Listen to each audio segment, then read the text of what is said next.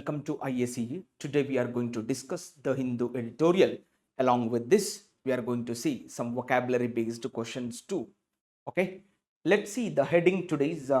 You can see on board, and here you can see that Romulus and Remus. Okay, you see the heading is given here.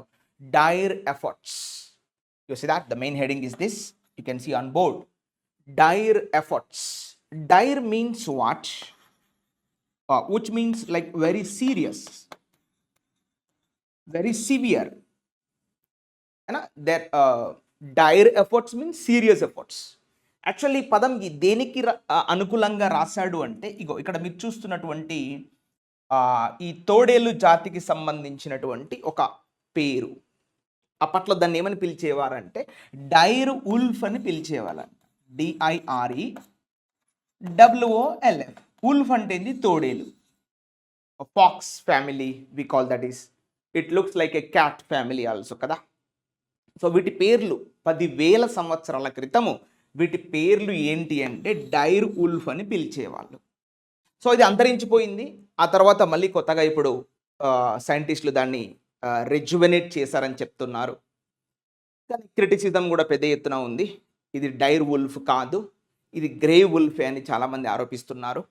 So అందులో భాగంగా దాని original పేరుకు match అయ్యే విధంగా ఈ పదం రాశాడు ఇక్కడ. డైర్ అంటే అర్థం ఏంటి అంటే very serious, very severe, very difficult, very intense, చాలా తీవ్రమైన ప్రయత్నాలు చేస్తున్నారు. దేని కొరకి? ఈ యొక్క రివైవల్ కొరకి. అంతరించిపోతున్నటువంటి జాతులను మళ్ళీ బతికించడానికి వీళ్ళు తీవ్రమైనటువంటి ఎఫర్ట్స్ పెడుతున్నారు ఇవల్ల ఈ యొక్క జెనెటిక్స్ స్టడీలో భాగంగా. ఇప్పుడు కొత్తగా వీళ్ళు ఇది సృష్టించారు. రేపొద్దున డైనోసార్స్ మళ్ళీ రావచ్చు అనే ఒక ఆందోళన కూడా చెలరేగుతుంది. వివిధ రకాల అంతరించిపోయినటువంటి జీవజాతుల్ని మళ్ళీ తిరిగి తీసుకురావాలనే ఒక ప్రయత్నం సాగుతుంది. వాటి యొక్క DNA సృష్టి ద్వారా ఇప్పుడు ఆల్మోస్ట్ భూమి మీద ఉన్నటువంటి 90% స్పీసీస్ అంతరించిపోయాయి. మానవుల యొక్క కార్యకలాపాల వల్ల, మానవుడు చేసేటువంటి దుశ్చర్యల వల్ల ఇప్పటికే భూమి మీద 90% జీవులు అంతరించిపోయాయి. సో అందులో భాగంగా ఈ డైర్ వుల్ఫ్ కూడా ఒకప్పటిది. 12,000 సంవత్సరాలు. Just remember the number. 12,500 years old dire wolf మళ్ళీ సృష్టించారు శాస్త్రవేత్తలు ఈ యొక్క సైన్స్ ల్యాబ్లో. ఓకేనా? సో దానికి సంబంధించినటువంటి information. Let's enter the passage. You see the word here on is called a preposition, right? So this entire is called up to here is called a prepositional phrase. ఇది మొత్తం కూడా phrase. దాన్ని ఎలా సృష్టిస్తున్నారు వీళ్ళు అంటే చెప్తున్నారు. On de-extinction and conservation. Conservation means protection. దాన్ని కాపాడటము. ఏం చేస్తున్నారు? ఎక్స్టింక్షన్ అంటే మీనింగ్ ఏంటి? అంతరించిపోవడం. Extinction means endangered, oblivion, extincted, అంతరించిపోవడం. స్పెల్లింగ్ చూసుకోండి. EXTINCT. అంతరించిపోవడాన్ని ఏమంటాం? ఎక్స్టింక్షన్. మళ్ళీ బతకడాన్ని డి ఎక్స్టింక్షన్. అయితే ఇక్కడ మీనింగ్ అదే అర్థం చేసుకోవాలి. ఇక్కడ what is the meaning of DED? DED means away from. What is this? Away from అన్న ఒక మీనింగ్ మనం రాస్తాం. అంటే అవే ఫ్రమ్ ద ఎక్స్టింక్షన్. అంతరించిపోవట్లేదు అంటే మళ్ళీ బతుకుతుంది, మళ్ళీ కొత్తగా జీవం పోసుకుంది. It's called de extinction. చూడండి, ఇది ప్రిఫిక్స్. ఇది ఎప్పుడు కూడా దీనికి ప్రిఫిక్స్గా మనం వాడుతూ ఉంటాం. సో అంతరించిపోవడాన్ని ఏమంటాం? Extinction. Extincted verb, extinction noun. మరి మళ్ళీ బతకడాన్ని de extinction. Minus into minus plus అంటే మళ్ళీ బతకడం. Renew, resuscitate, rejuvenate, resurrect, reborn, reentry, reintroduce, ఇవన్నీ సినోనిమ్స్గా తీసుకుంటాం. ఏదైనా తీసుకోండి మీ ఇష్టం. అండ్ మరియు conservation. Conservation means to protect. వాటిని మళ్ళీ బతికి వాటిని సంరక్షించి ఇంకో తరానికి అందియడం అని వాళ్ళు ల్యాబ్ వాళ్ళు చెప్తున్నారు. బట్ అది ఎంతవరకు కరెక్టో కూడా తెలియదు. You have to wait and see. So ఇది మనకు main heading. And you can see right now subheading ఇక్కడ చూడొచ్చు మీరు. The conservation argument. ఇవాళ పెద్ద ఎత్తున ప్రపంచంలో సరే మీరు మంచి పని చేశారు ల్యాబ్లో కూర్చొని, మరి దాన్ని అవసరం ఏంటి ఇప్పుడు? That is a nature style. పుట్టిన జాతులు మరణించక తప్పదు. ఇప్పుడు అమల్లో ఉన్నటువంటి జీవజాతులు కొన్ని సంవత్సరాల తర్వాత ఎక్స్టింక్ట్ అవుతాయి. మళ్ళీ వాటిని నువ్వు కొత్తగా పుట్టించడేంది అని ఈ యొక్క కొంతమంది క్రిటిక్స్ అనే వాళ్ళు కొంచెం క్రిటిసిజంలో మాట్లాడుతున్నారు ఇక్కడ. So the conservation argument is a subject for what? For resurrecting dire wolves. చూసారా, రీసరక్టింగ్ అంటే ఏంటి? రెజ్యువనేటింగ్. దీని కూడా మనకు పదాలు ఉన్నాయి. రీసరక్షన్, ఇన్సరక్షన్, రెక్టిట్యూడ్, రెక్టిఫై. సో ఇలా నేను చెప్పుకుంటూ పోతే దీని మీద కొన్ని పదాలు రాద్దాం మనము మీకు అర్థం కావడానికి. రెక్ట్, ఆర్ఈసిటి. రెక్ట్ అంటే మీనింగ్ ఏంటంటే స్ట్రైట్, లైక్ స్ట్రైట్ లైన్గా నిలబడడాన్ని ఏమంటారు అంటే రెక్ట్. రీసరక్ట్ అంటే మళ్ళీ లేచి నిలబడడం. చూడండి, రీసరక్ట్, SURRECT. మనం ఆల్రెడీ చెప్పాము. సర్ అంటే మీనింగ్ ఏంది? మోర్ దెన్, కావాల్సిన దానికన్నా ఎక్కువగా లేచి నిలబడడం. Resurrection of Jesus Christ we use the word generally, లేచి నిలబడము. సో అట్లా ఈ పదాన్ని మనం యూజ్ చేస్తూ ఉంటాం. రీసరక్ట్ అంటే లేచి నిలబడడం, మళ్ళీ బతికి బయటపడటం. సో ఇలా దీని మీద చాలా పదాలు ఉన్నాయి. మనం రీసరక్షన్, రీన్యూ అంటే మళ్ళీ కొత్తగా తయారవ్వడం. మనము రీజువెనేట్ అంటాం. రీజువెనేట్, JUVEN నౌన్ తీసుకుంటే మీకు రెజువెనేషన్. ఇక్కడ జువెన్ అంటే అర్థం ఏంటి? జువెన్ అంటే అర్థం ఏంటి? Which means young, which means young. Rejuvenation మళ్ళీ యంగ్గా తయారవ్వడం, మళ్ళీ యవనావస్థ దశలోకి రావడం. మనం జువెనైల్ కోర్ట్ అంటాం కదా, బాల్య నేరస్తుల కోర్టు. అక్కడ జువెనైల్ అంటే జువెన్, జుజుబి, ఈ జూకి సంబంధించిన ఏదో జూవి అనే ఒక పదం కూడా ఉంది, JUVIE, which also means the same meaning, which is something new, మళ్ళీ యంగ్ అన్న మీనింగ్ వస్తుంది. సో ఇట్లా ఇప్పుడు రీసరక్షన్ అంటే మీనింగ్ ఏంటంటే ఇవన్నీ వస్తూ ఉంటాయి. రెజ్యువెనేషన్, రీన్యూ, ఓకేనా. రీసషియేట్, ఇంకొక పదం కూడా రాస్తాను చూడండి, రీసషియేట్. ఇది కూడా చాలా ఇంపార్టెంట్. SUSCIATE, రీసషియేషన్ అంటే మళ్ళీ యథాస్థానానికి రావడం, మళ్ళీ బతికి ముందుకు రావడం. It's called resuscitation or resuscitating the lifes. Renew, rejuvenate, resurrection, reborn, మళ్ళీ కొత్తగా పుట్టడం. అంతేందుకు రెనోవేషన్ అంటాం కదా మనం. NOV, నౌ అంటే ఏంటి? న్యూ కదా. NOV, నౌ అంటే అర్థం ఏంటంటే సంథింగ్ ఈజ్ న్యూ, కొత్తది. మరి రెనోవేషన్ అంటే మళ్ళీ కొత్తగా చేయడం. It's called renovation. చూడండి, రీ అనేది ప్రిఫిక్స్గా వస్తూ ఉంటుంది ఎప్పుడు కూడా. నోవిజు, నోవోటెల్, ఇన్నోవా, నోవెల్టీ, ఇట్లా మనం నో అన్నా కూడా same meaning comes to you. No అంటే అర్థమైంది which means something comes to you, like new, కొత్తది అన్న ఒక సెన్స్లో మనం రాస్తూ ఉంటాం. రెనోవేషన్ అయినా ఇట్లా, ఇన్నోవేషన్, రెనోవేషన్, నోవీజు, నోవోటెల్, ఇన్నోవా, ఇట్లా. ఓకేనా. సో ఈ విధంగా మీకు అర్థమైనటువంటి పదం క్లారిటీగా ఉందనుకుంటా. So for resurrecting dire wolves. Dire wolves అనేది కంప్లీట్ పదం అండి, ఇది నౌను. ఓకేనా, వాటి జాతికి పెట్టినటువంటి పేరు. మళ్ళీ డైర్ ఊల్స్ అంటే సివియర్ ఊల్స్ అనొద్దు, సీరియస్ ఊల్స్ అనొద్దు, వాటి యొక్క పేరు. ఇది మనకు ప్రిపోజిషనల్ ఫ్రేజ్ రెడింగ్లో ఉంది. ఇప్పుడు చూడండి, the conservation argument is not credible. Credible అంటే నమ్మశక్యంగా లేదు. దీని మీద ఇప్పుడు వర్బ్ ఏంటి? Is not. నెగిటివ్లో ఉంది కాబట్టి నాట్ పెట్టాడు. క్రెడిబుల్ అంటే ఏంటి? ఆబ్జెక్ట్గా తీసుకుంటాం, ఆబ్వియస్లీ అడ్జెక్టివ్గా మారిపోద్ది. ఇక్కడ కూడా మీనింగ్ ఉంది. క్రెడ్ అంటే మీనింగ్ ఏంటి? నమ్మకం, బిలీఫ్. ఇంగ్లీష్లో మీకు ఏ పదమైనా సరే CRED, క్రెడ్ అని వస్తే విచ్ మీన్స్ వాట్? బిలీఫ్, నమ్మకం. BELIEF, which means what? Cred.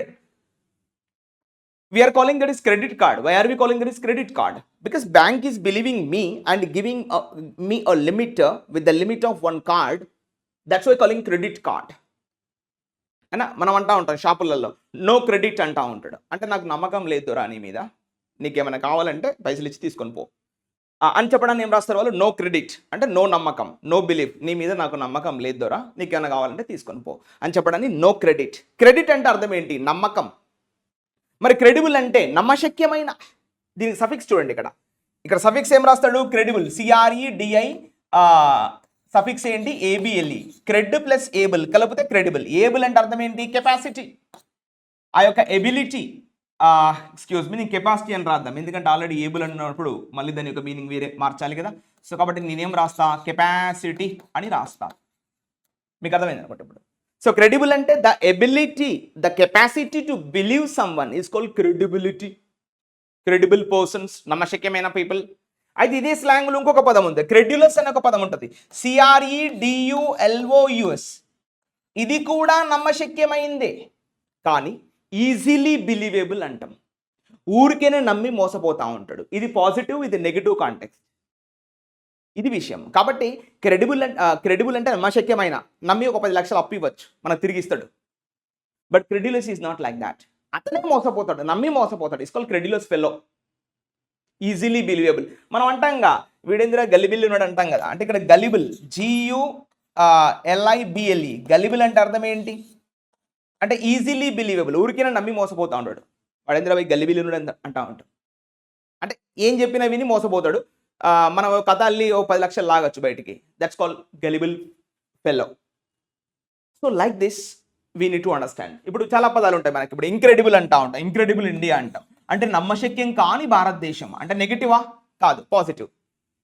అంటే ఇదే పదాన్ని 2 రకాలుగా వాడుకుంటాం. ఇంక్రెడిబుల్ ఇండియా అన్నప్పుడు అసలు నమ్మలేకపోతున్నాం, అరే ఇంత అభివృద్ధియా భారతదేశంలో, ఇంత గొప్ప దేశమా, ఇన్ని మతాలు ఇన్ని కులాలు ఉన్నా కూడా పెద్దగా ఎక్కడ ఎలాంటి ఇష్యూస్ లేవు. Wow, what an incredible India, we feel like that.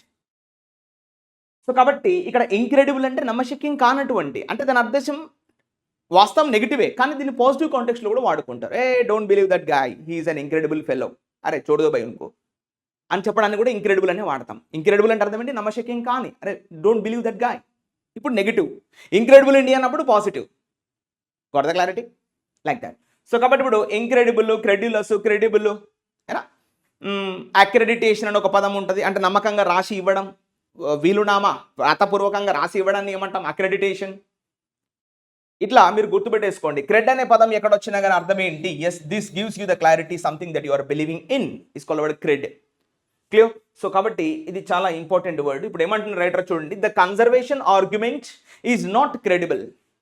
వాళ్ళు ఏదైతే మేము జీవజాతులను కాపాడదామని, మేము తిరిగి మళ్ళీ వీటిని పుట్టిస్తున్నాము అని చెప్తున్నటువంటి ఒక ఆర్గ్యుమెంట్ ఏదైతే ఉందో అది నమ్మకం లేదు దొరా, నువ్వు చెప్పే దాని మీద మాకు నమ్మకం కలగట్లేదు దొరా అని రైటర్ అంటున్నాడు.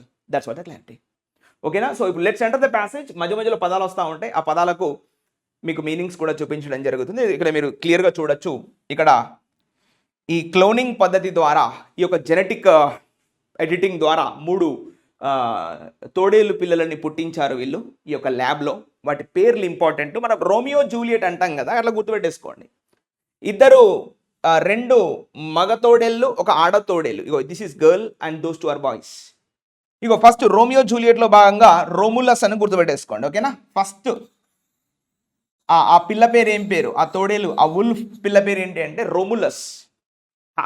అక్కడ రెమో చూడండి, రెమో దగ్గర ఉన్నాయి చూడండి, రోములస్ అండ్ రెమో. ఈయన పేరు ఏంటంటే, ఈయన పేరు రెమో. మనం అంటాంగా రాము రెమో అపరిచితుడు. సో అట్లాంటి క్యారెక్టర్లు వీళ్ళు కూడా పెట్టుకున్నారు అన్నట్టు. యాక్చువల్లీ వెనకాల స్టోరీ వేరే ఉంది, రోమన్ ఎంపైర్లో భాగంగా వేరే ఉంది స్టోరీ. బట్ మనం కొంచెం ఈజీగా గుర్తుపెట్టేసుకోవాలంటే రెమో అండ్ రామో అని గుర్తుపెట్టేసుకోండి. రెమో, రోము నియర్ బై. ఇక ఆడపిల్ల పేరు ఏంటి అంటే ఖలీసా. మియా ఖలీఫా ఉంది కదా, అలా గుర్తుపెట్టేసుకుంటే అయిపోతుంది, ఆమె ఉంది కదా. సో ఇట్లా మీరు ఖలీఫా అని దగ్గర గుర్తుపెట్టేసుకుంటే ఆటోమేటిక్గా పేరు వచ్చేస్తుంది. ఖలీఫా కాదు, ఖలీఫా ఆమె పేరు, ఈమె పేరు ఏంటంటే ఖలీసా. ఇట్లా గుర్తుపెట్టేసుకోండి. 3 పేర్లు important. Okay? So this is what our passage today. And passage చదువుకుంటూ మీకు వొకాబులరీ కూడా ఎక్స్ప్లెయిన్ చేయడం జరుగుతుంది. We have brought to you that also. We discuss the passage. Meanwhile, I show you the editorial based questions also. Okay guys, let's enter the passage. Here the passage is starting colossal biosciences.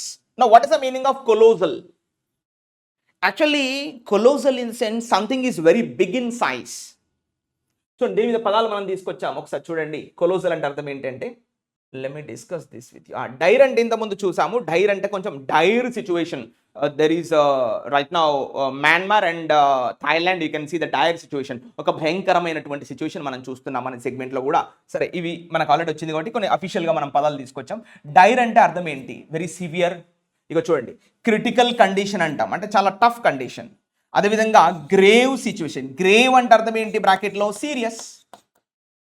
ఇప్పుడు serious అంటాం కదా జనరల్గా. So grave ఈ పదాన్ని ఎలా వాడాలి మార్కెట్లో అంటే, ఓ యార్ ఇట్స్ ఎ గ్రేవ్ కన్సర్న్ యార్, చాలా ప్రమాదకరమైనటువంటి సిచ్యువేషన్ అక్కడ ఉంది. Right now there is a grave concern in the employment industry. Jobs are not there, people are preparing, hundreds, lakhs, thousands of people are preparing, but there are no jobs in the market. Yeah, it's a grave situation. మనం అంటాం grave yard అంటాం కదా, అలా గుర్తుపెట్టేసుకోవచ్చు మీరు. Grave yard అంటే అందరు ఎట్లా ఉంటారు అక్కడ, నవ్వుకుంటూ ఉంటారా? లేదు, సీరియస్గా ఉంటారు. శ్మశానంలో చూడ్స్ ఎలా ఉంటారు జనాలు, సీరియస్గా ఉంటారు. So we call that is a grave yard. అంటే గ్రేవ్ అంటే అర్థం ఏంటి, సీరియస్. ఇట్లా మనం పదాన్ని లాగాలి బయటికి. క్లియర్? సో నెక్స్ట్ సివియర్ అంటే మీకు తెలుసు, సివియర్ అంటే వెరీ డిఫికల్ట్ సిచ్యువేషన్. ఇక డెస్పరేట్ అంటే దీని యొక్క మీనింగ్ ఏంటంటే డెస్పరేట్ సిచ్యువేషన్ అంటాం దీన్ని కూడా. దీన్ని ఏమంటాము అంటే డెస్పరేట్ సిచ్యువేషన్. యార్ situation is not under control, really hopelessness. Desperate అంటే హోప్లెస్, అంటే వితౌట్ ఎనీ హోప్, అంటే అంత నిరాశాజనకంగా ఉన్నటువంటి సిచ్యువేషన్ని ఏమంటారు. ఎస్, యార్ really they are facing a desperate situation in their lifes nowadays. Myanmar and Thailand, people do not have the bed to sleep in, do not have the clothes to wear, they are sleeping on the roads. And people do not have the houses in Gaza, and you see that Iran, Iraq, Syria, people are suffering a lot అని చెప్పడాన్ని desperate situation అని చెప్తాం. Next acute అంటే ఇది చాలా important word. Acute అంటే meaning మీకు తెలుసు కదా, ఇక్కడ చూడండి బాబు, ఇది చాలా ఇంపార్టెంట్ వర్డ్. యాక్యూ అంటే మీనింగ్ ఏంటంటే జనరల్గా చూడండి, acu means what, which means very sharp. Acu means sharp. Got it the clarity? మనము యాక్యూ పంక్చర్ అంటాం, మీరు వినే ఉంటారు. Acupuncture, PUNCTURE. మనం యాక్యూ పంక్చర్ అంటాం, అంటే సూదులతో గుచ్చడం. యాక్యూ అంటే వెరీ షార్ప్, పంక్చర్ అంటే హోల్ చేయడం. మనం పంక్చర్ షాప్ అంటాం కదా, అంటే హోల్ పడితే రిపేర్ చేస్తూ ఉంటారు. So we call that therapy is called what అంటే యాక్యూ పంక్చర్. యాక్యూ అంటే వెరీ షోర్, అంటే సన్నటి ఆ షార్ప్ నీడిల్స్తో గుచ్చడాన్ని మనం ఏమంటామంటే acupuncture. It's a therapy. ఈ క్యాన్సర్ ట్రీట్మెంట్లో వాడుతూ ఉంటుంది దాన్ని. So we call that is acupuncture. అంతేందుకు మనం అక్యూమెన్ అంటాం కదా. అక్యూమెన్ అంటే అర్థం ఏంటి, ACUMEN. మెన్ అంటే మనుషులు, అది ఆడవాళ్ళు కావచ్చు మగవాళ్ళు కావచ్చు. బట్ యాక్యూ అంటే అర్థం ఏం చెప్పాము, షార్ప్ అన్నాము. ఇప్పుడు చెప్పండి అక్యూమెన్ అంటే అర్థం ఏంటి, షార్ప్ మైండెడ్ పీపుల్, చాలా తెలివిగా ఆలోచించే వాళ్ళు, షార్ప్గా ఆలోచించే వాళ్ళు. ఇస్కోల్ అక్యూమెన్. అక్యూపంక్చర్, అక్యూమెన్ ఏందో అది యాక్రో కదా, ఐఎమ్ సారీ, ఇది యాక్రోఫోబియా. యాక్రో అంటే అది టాప్ కదా, దానికి సంబంధం లేదు అనుకోండి, సారీ. ఈ విధంగా యాక్యూపంక్చర్, యాక్యూమెన్, యాక్యూటాంగిల్, యాక్యూపంక్చర్, ఇట్లా మొత్తానికి 3 పదాలు ఉన్నాయి. ఇంకా ఏ పదమైన మార్కెట్లో యాక్యూ అని ఉంటే చాలు, which is related to something sharp అన్న మీనింగ్ వస్తుంది.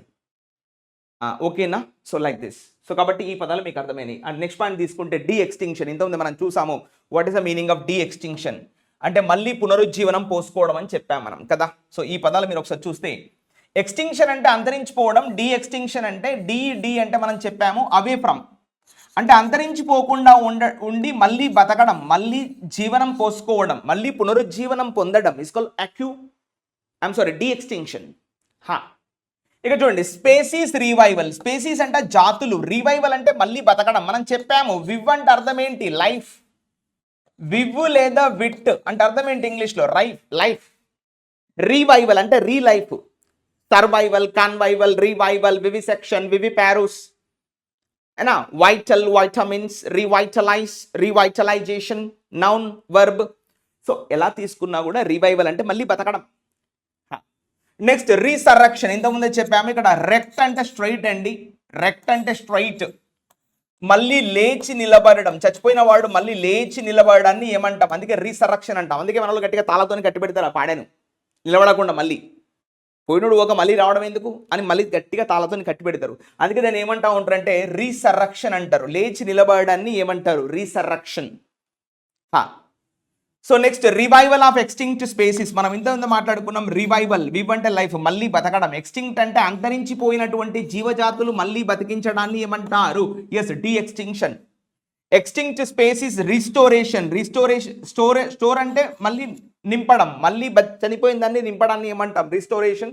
బయాలజికల్ రీసరక్షన్, జీవపరమైనటువంటి పునరుజ్జీవనము. సో అన్ని లాజిక్స్ ఒకటే, మీకు అర్థమైంది కదా. నెక్స్ట్ ఇప్పుడు మనం పదానికి వెళ్ళిపోతున్నాం. ఇక కొలోజల్ అంటే అర్థమైంది, బ్రహ్మాండంగా, పెద్దగా, సైజులో కొంచెం బ్రహ్మాండంగా ఉండడాన్ని ఏమంటాం అంటే కొలోజల్.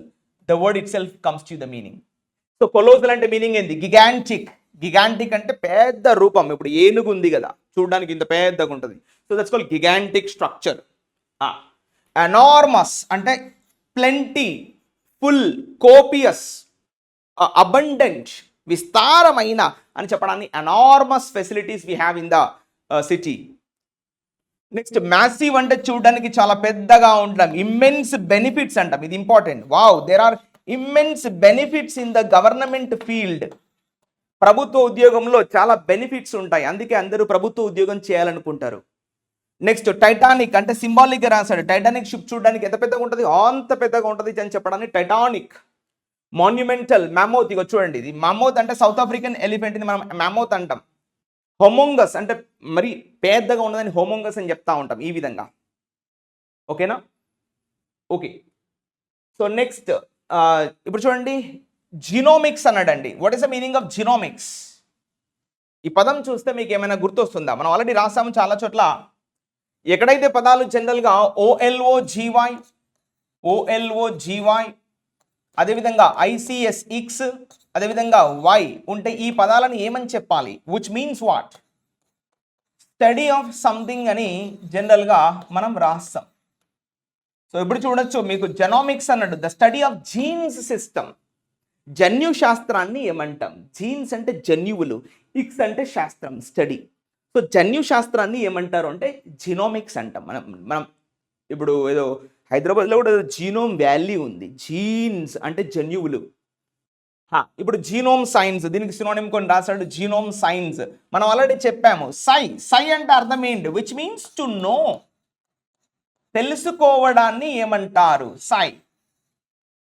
నౌ జీనోమ్ సైన్స్ అంటే to know something about the jeans. జన్యు శాస్త్రము ఇస్ కాల్డ్ జీనోమ్ సైన్స్ అని చెప్తా ఉంటాం, like this. Next genetic science. ఇప్పుడు చూడండి డిఫరెన్స్ రెండు ఒకటే, జీనోమ్ అన్నా జెనెటిక్ అన్నా జన్యువులకు సంబంధించింది. మనం ఆల్రెడీ చెప్పాము సై అంటే to know.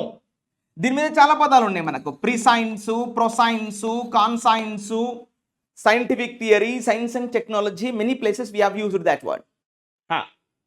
Next molecular genetics, ఇది కూడా ఒక రకమైన అందులో related but more focused on gene function.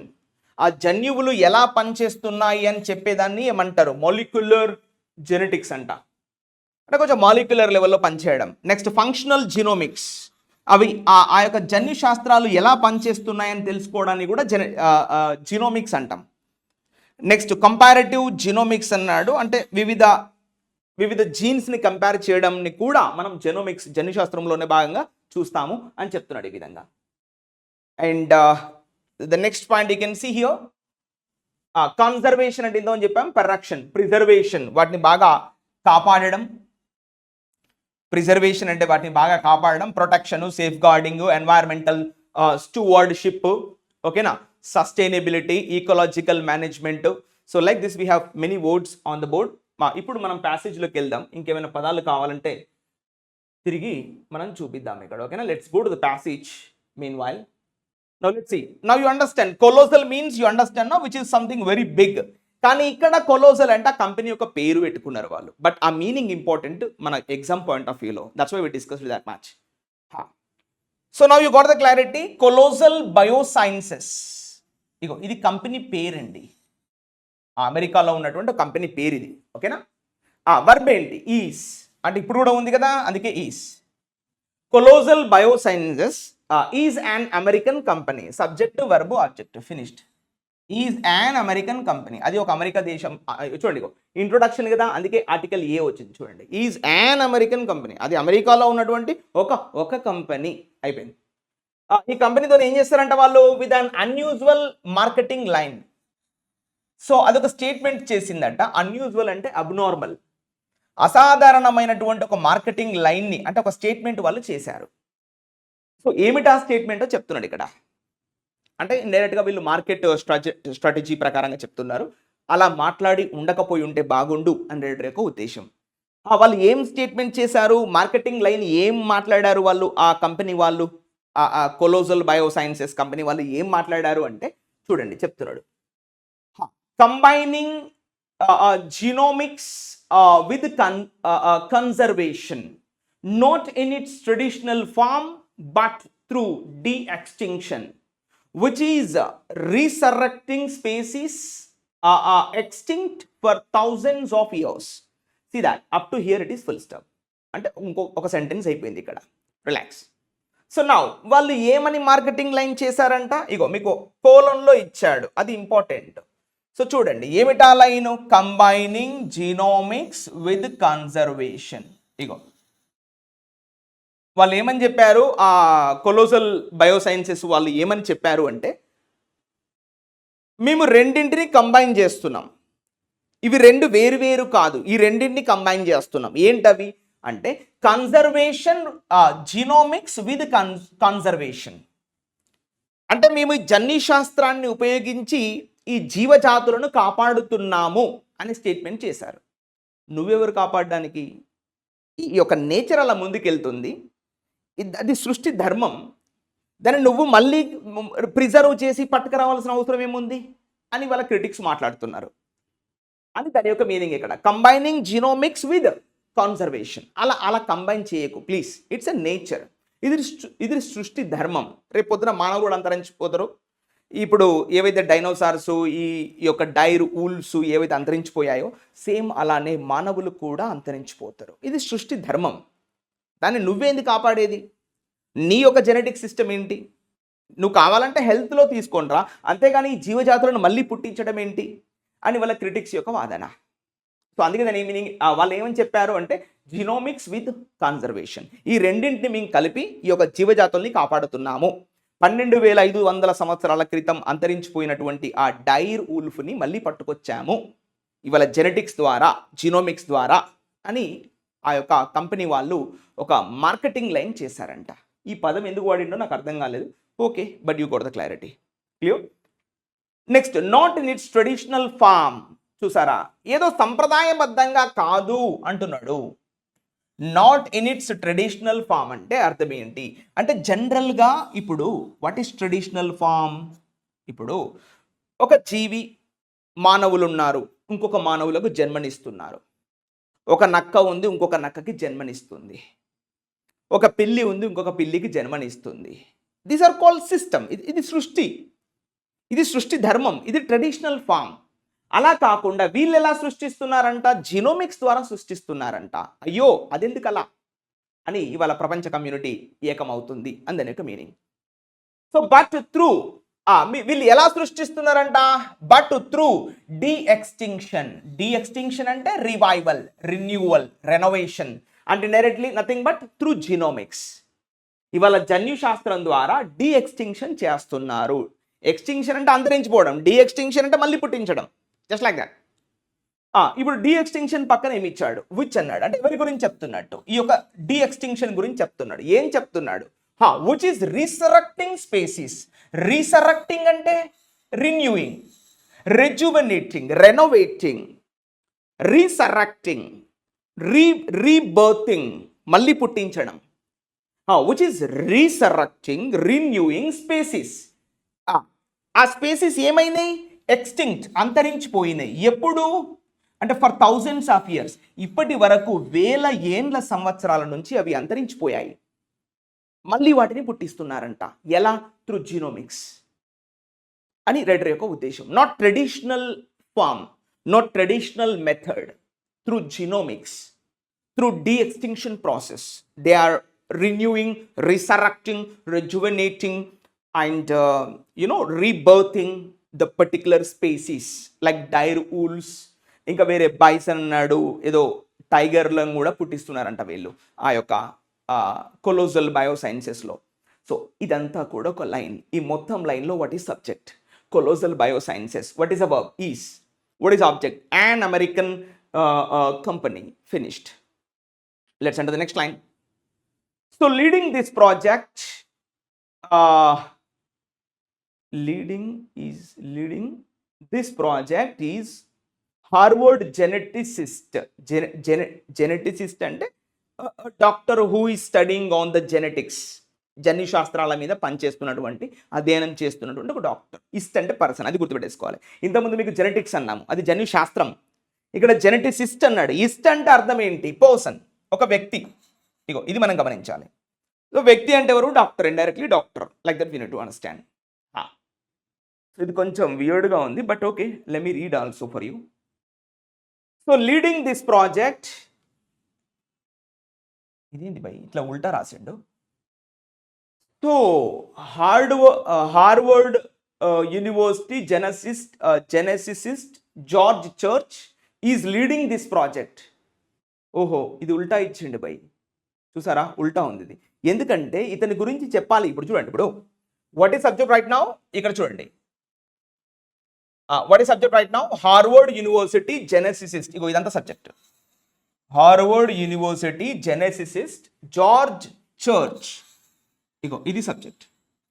Harvard University geneticist, verb ఏంటి, ఇగో ఈజ్ లీడింగ్ అనేది వర్బ్, ఆబ్జెక్ట్ ఏంటి, దిస్ ప్రాజెక్ట్.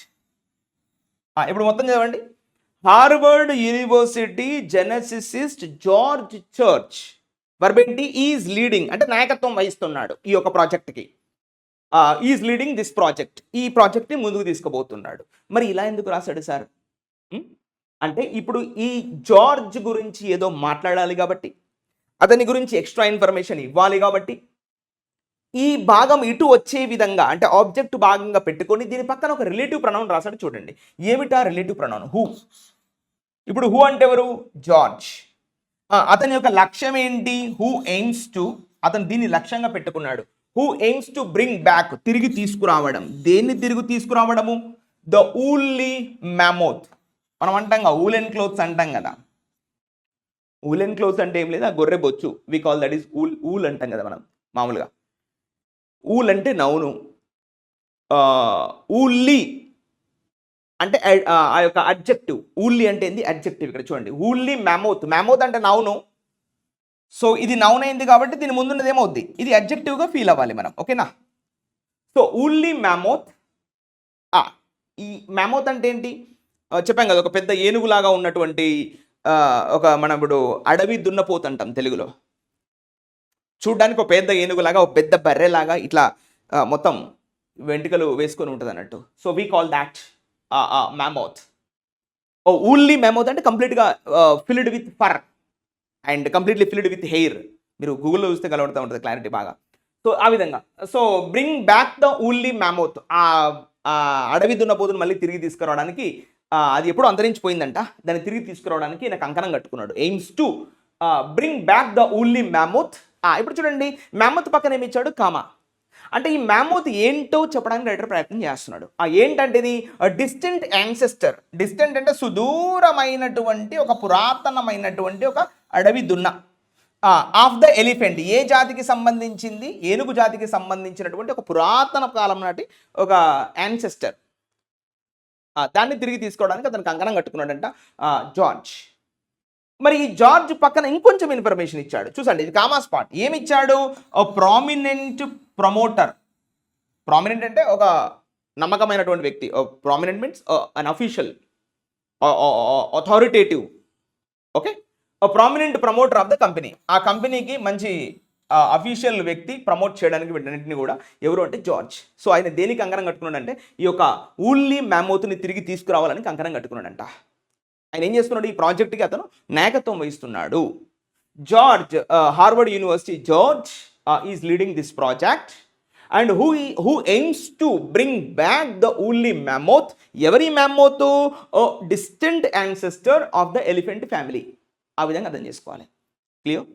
మొత్తం ఎపిసోడ్లో what is a subject, Harvard University George, verb ఏంటి, ఈజ్ లీడింగ్, ఆబ్జెక్ట్ ఏంటి, this project. Finish. Let's the next line. So the stated logic, ఇతను చెప్పినటువంటి ఈ కారణం, ద స్టేటెడ్ లాజిక్. స్టేటెడ్ అంటే చెప్పినటువంటివి, స్టేట్ అంటే చెప్పడం. ద స్టేటెడ్ లాజిక్ వర్బ్ ఏంటి, ఈస్. ఇప్పుడు చూడండి, the stated logic is to combat. Combat అంటే to fight. To fight global warming. ఇవల్ల ప్రపంచవ్యాప్తంగా గ్లోబల్ వార్మింగ్ అనేది పెరిగిపోతుంది. నాకు అర్థం కాని పాయింట్ ఏంటంటే, గ్లోబల్ వార్మింగ్ పెరుగుతుంది అంటే దాన్ని తగ్గించడానికి వేరే మెథడ్స్ ఉంటాయి. ఈ మెథడ్ ఎన్నుకోవడం ఏంటో నాకు అర్థం కాని పాయింట్. గ్లోబల్ వార్మింగ్ తగ్గాలంటే తీసుకునే నిర్ణయాలు వేరే ఉంటాయి. అంతేగాని నువ్వు ఇలా జెనెటిక్స్ ద్వారా అంతరించిపోయిన జాతులను మళ్ళీ పుట్టిస్తే గ్లోబల్ వార్మింగ్ ఎలా తగ్గుద్ది అని వాళ్ళ క్రిటిసిజం నెలకొంది ప్రపంచవ్యాప్తంగా. సో అదే అంటున్నాడు, the stated logic is to combat global warming. వాళ్ళు ఏం లాజిక్ చెప్పారు? ఇప్పుడు అన్నారు కదా, కంబైనింగ్ జినోమిక్స్ విత్ కన్సర్వేషన్ అన్నారు కదా. ఇవాళ జన్యు శాస్త్రాన్ని జీవజాతులు కాపాడడానికి ఉపయోగిస్తున్నాము అనే ఒక లాజిక్ చెప్పారు కదా. మరి ఈ లాజిక్కి గ్లోబల్ వార్మింగ్కి ఏం సంబంధం అని రైటర్లు మాట్లాడుతున్నారు ఇవాళ ప్రపంచవ్యాప్తంగా. ఇది కామానా ఫుల్ స్టాపా? Let's check here please. ఇది ఫుల్ స్టాప్, అది సెంటెన్స్ అయిపోయింది. చూసారా, is to combat. Combat means to fight. ఇక్కడ కూడా యాక్చువల్లీ ఒక పదం మాట్లాడుకోవచ్చు, ఒక 2 నిమిషాలు కట్ చేస్తాను. ఇందులో ఒక ఇంపార్టెంట్ వర్డ్ పదం ఉంది కాబట్టి చెప్తున్నా. See, what is the meaning of bat? Bat means to beat, కొట్టడం. Bat means to beat. Bat means to beat, కొట్టడం. చూడండి, మస్కిటో బ్యాట్ అంటే beating the mosquitoes, cricket bat అంటే బీటింగ్ ద బాల్. మరి బెటాలియన్ ఫోర్సెస్ అంటే the beat, battle field అంటే beating is going. Combat అంటే అందరూ కలిసి కొట్టడం. రిబేట్ అంటే డిస్కౌంట్ రూపంలో కొట్టడం. డిబేట్ అంటే ఇంతకుముందు రాసాను నేను, డిఈడి అంటే అర్థం ఏంటి? డిఈబిఏటిఈ కదా. డిబేట్ అంటే డిఈడి అంటే అర్థం ఏంటి? అవే ఫ్రమ్ అని మనము చెప్పడం జరిగింది. డిఈడి అంటే మీనింగ్ ఏంటి? అవే ఫ్రమ్ అంటే కొట్టకుండా మాటల యుద్ధం జరగడం. ఆల్మోస్ట్ కొట్టినంత జరుగుతుంది కానీ కొట్టట్లేదు, ఇక చేతులు తప్ప మిగతా అన్ని జరుగుతున్నాయి అక్కడ ఆ ప్రసంగంలో. That's called debate. Away from beating. Debate. మరి అబేట్ అంటే ఇది, ఇగో ఈ పదం ఇంపార్టెంట్, ఈ పదం ఇంపార్టెంట్. ఆ అంటే మీనింగ్ ఏంటి? నో. నో. ఆ మీన్స్ నో. ధర్మం అధర్మం, సత్యం అసత్యం, న్యాయం అన్యాయం, తెయిస్టు అతెయిస్టు. బీటింగు అబేట్. బీటింగ్ అంటే కొట్టడం, అబేట్ అంటే కొట్టకపోవడం. మీరు వినే ఉంటారు, abatement of 30%, abatement of the fine. చూసారు, అంటే ఫైన్ లేకుండా వదిలిపెట్టడం, అబేట్మెంట్ ఆఫ్ ద ఫైన్. అంటే ఇక ఫైన్తో కొట్టకుండా ఏదో వెళ్ళిపోయిగా అని చెప్పడాన్ని ఏమంటాం? అబేట్మెంట్.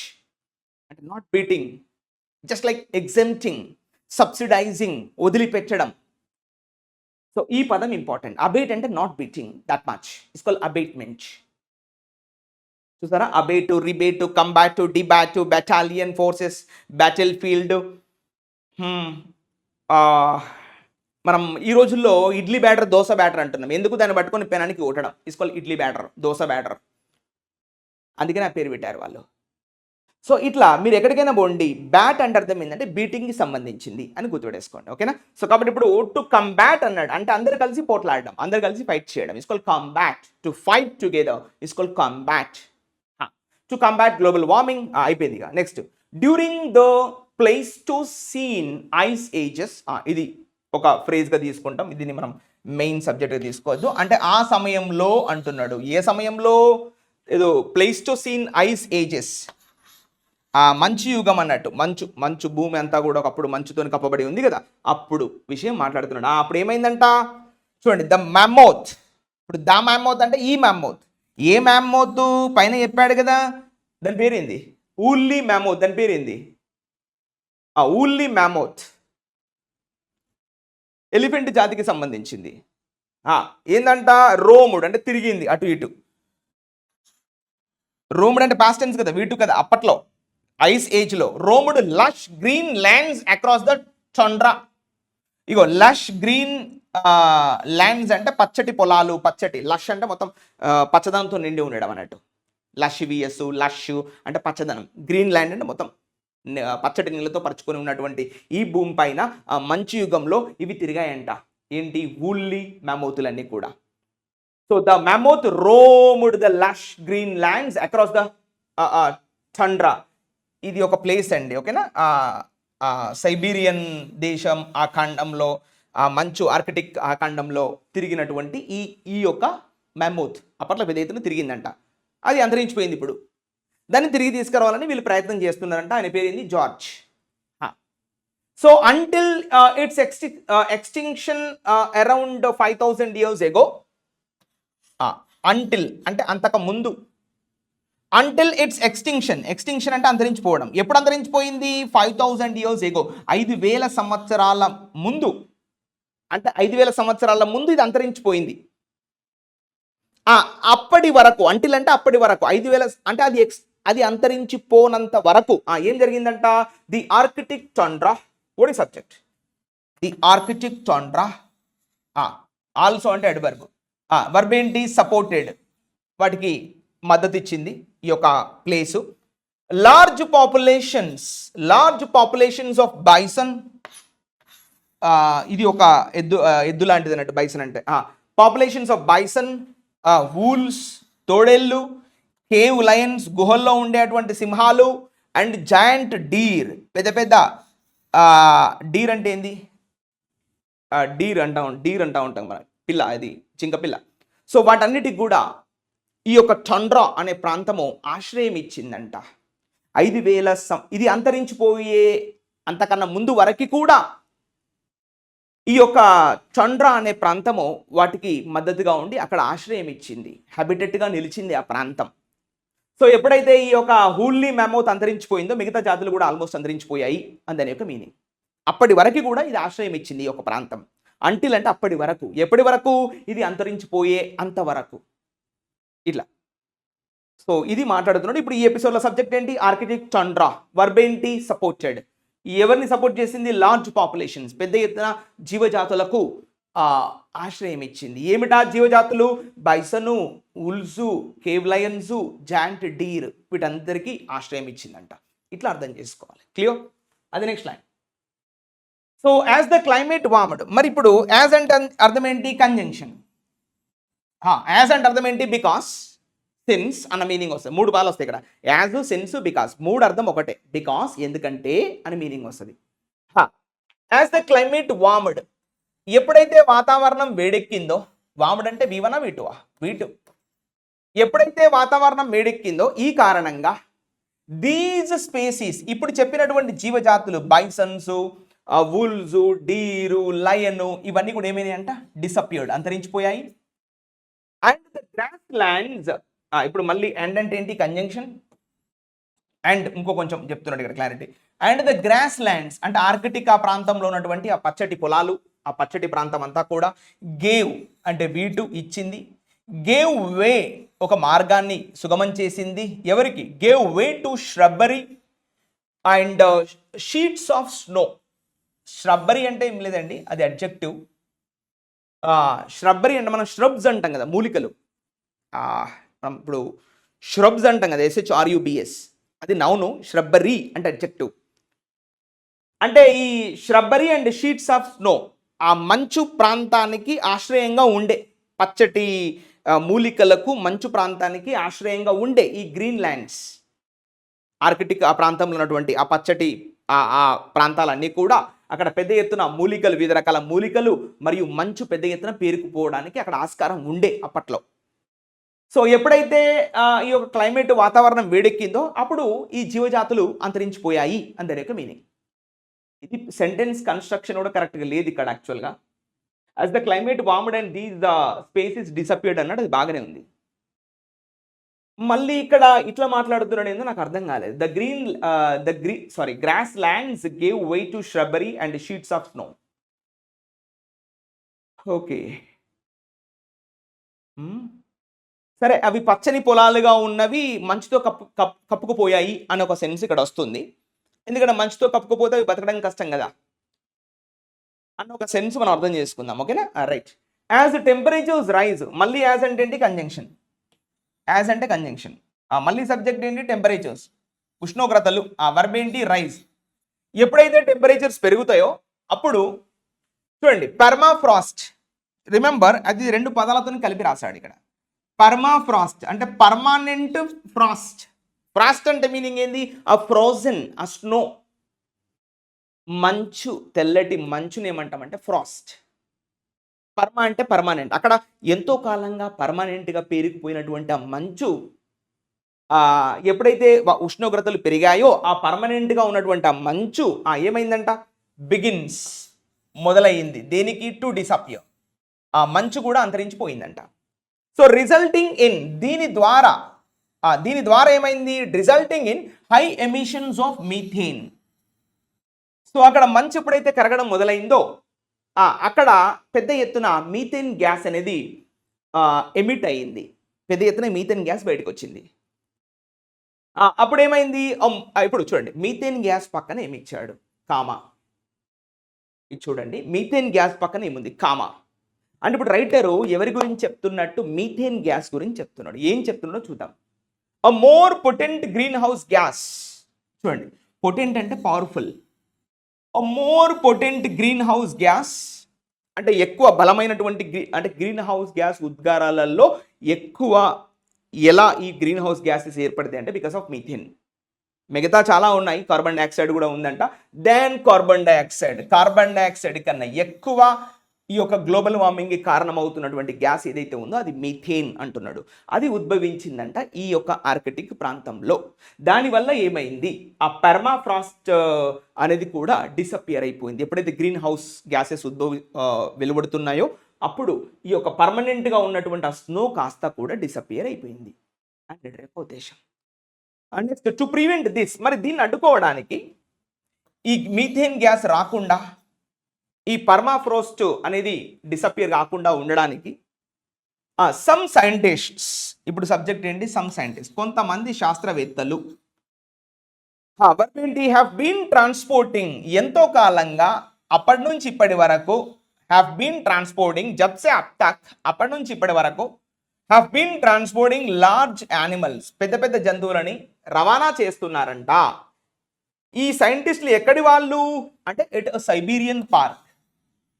అక్కడ సైబీరియా అనే ప్రాంతంలో ఒక పార్క్ ఉన్నది. ఆ పార్కు అంటే ఆ ప్రాంతానికి సంబంధించినటువంటి సైంటిస్టులు అనే ఒక మీనింగ్. సో వాళ్ళు ఏం చేస్తున్నారు, have been transporting large animals. చూడండి, transporting large animals that are resistant to cold. గమనించారా మీరు, ఇది చాలా important way to read this sentence. Some scientist is the subject, verb ఏంటి, హ్యావ్ బీన్ ట్రాన్స్పోర్టింగ్. ఏం ట్రాన్స్పోర్ట్ చేస్తున్నారు, లార్జ్ యానిమల్స్, బైసన్, ఈ యొక్క జాయింట్ డీరు, ఇట్లాంటి వాటిని. ఎక్కడ ట్రాన్స్పోర్ట్ చేస్తున్నారు, ఎందుకు ట్రాన్స్పోర్ట్ చేస్తున్నారు, to see.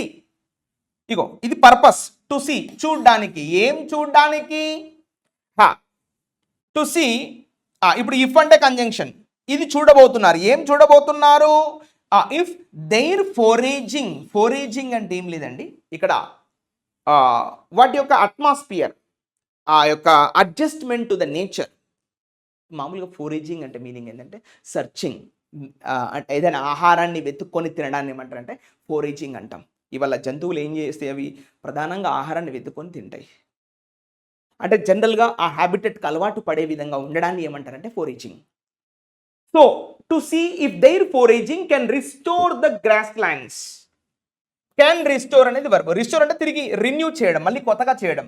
Can restore the grass lands. మరి ఈ గ్రాస్ ల్యాండ్స్, ఇప్పుడు ఈ ఆర్కిటిక్ ప్రాంతంలో ఉన్నటువంటి గ్రాస్ ల్యాండ్స్ని తిరిగి అవి తీసుకురాగలవా, తిరిగి అవి సంపాదించుకోగలవా, తిరిగి ఆ ప్రాంతాలు మళ్ళీ గడ్డి చక్కగా వెతుక్కొని తినగలవా అనే కాంటెక్స్లో పెద్ద ఎత్తున అక్కడ ఉన్నటువంటి కొంతమంది శాస్త్రవేత్తలు ఆ యొక్క యానిమల్స్ని ట్రాన్స్పోర్ట్ చేస్తున్నారంట. To see if their foraging can restore, అంటే వారి యొక్క సహజ గుణం ఏదైతే, ఆహారాన్ని వెతుక్కొని తినేటువంటి గుణం ఏదైతే ఉందో అది ఆ గ్రాస్ ల్యాండ్ల్లో చూడగలమా అనే విషయాన్ని వాళ్ళు ఎక్స్పోర్ట్ చేసి మరి చూస్తున్నారంట. ఈ యానిమల్స్ పక్కన ఏమి ఇచ్చాడు, దట్ ఇచ్చాడు. అంటే ఏంటి, రిలేటివ్ ప్రొనౌన్. ఎవరి గురించి చెప్తున్నట్టు, యానిమల్స్ గురించి చెప్తున్నట్టు. So that are resistant to cold.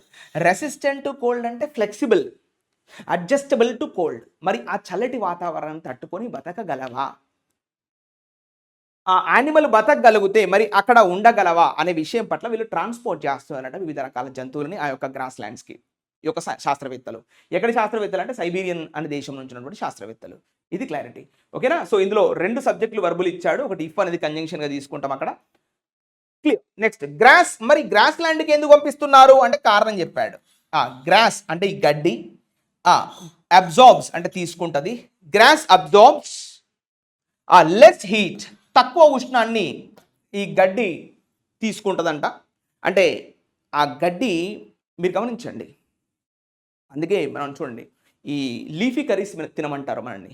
ఇప్పుడు పెద్దవాళ్ళు కానీ ఈ స్పినాచ్, మింటో, తర్వాత పుదీనా,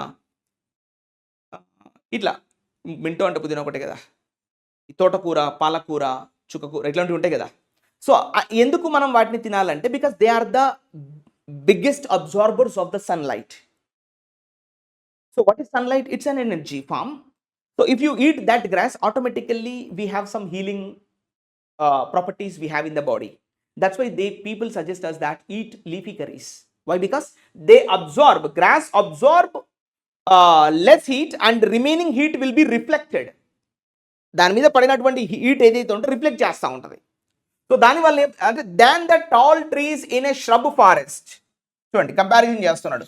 than the tall trees in A shrub forest. shrub అంటే మొత్తం చిత్తడి నేలడు, మొత్తం shrub అంటే చెప్పాం కదా. ఇప్పుడు మొత్తం ఆ మూలికలు అంటే ఆ పచ్చదనంతో నిండినటువంటి ఆ పొదలుగా ఉన్నటువంటి ఆ పెద్ద పెద్ద అడవుల కన్నా ఈ గ్రాస్ అనేది తక్కువ హీట్ని అబ్జర్వ్ చేస్తుంది. సో దానివల్ల ఏమవుద్ది